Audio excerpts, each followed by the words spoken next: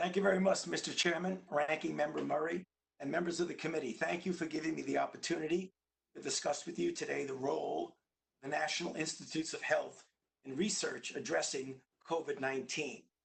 The strategic plan that we have is fourfold. One, to improve our fundamental knowledge of the virus and the disease it causes. Next, to develop new point-of-care diagnostics. Next, to characterize and test therapeutics. And finally, to develop safe and effective vaccines. First, with regard to diagnostics. As you probably heard from Dr. Francis Collins last Thursday, the NIH has developed a rapid acceleration of diagnostics program called RADx, with an award to that specific program of up to $500 million to support the development of COVID-19 diagnostics.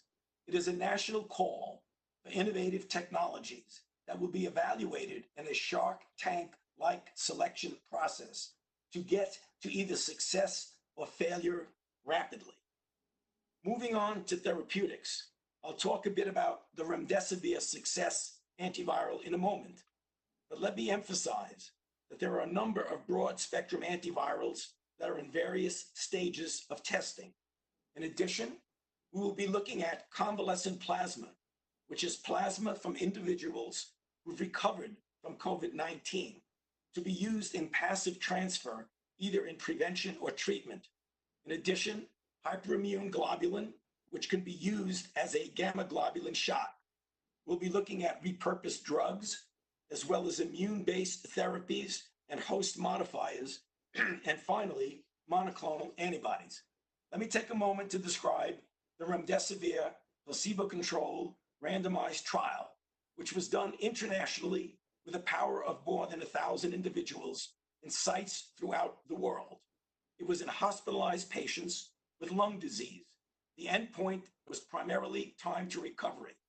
The result was statistically significant, but really modest. And we must remember, it was only a modest result, showing that the drug made a 31% faster time to recovery. We hope to build on this modest success with combinations of drugs and better drugs. Moving on to vaccines. There are at least 8 candidate COVID-19 vaccines in clinical development. The NIH has been collaborating with a number of pharmaceutical companies at various stages of development. I will describe one very briefly, which is not the only one, but one that we have been involved in heavily developing with Moderna. It's a messenger RNA platform. You might recall in this committee that in January of this year, I said that it would take about 1 year to 18 months if we were successful in developing a vaccine. The NIH trial moved very quickly. On January 10th, the sequence was known. On January the 11th, the Vaccine Research Center met to develop a plan.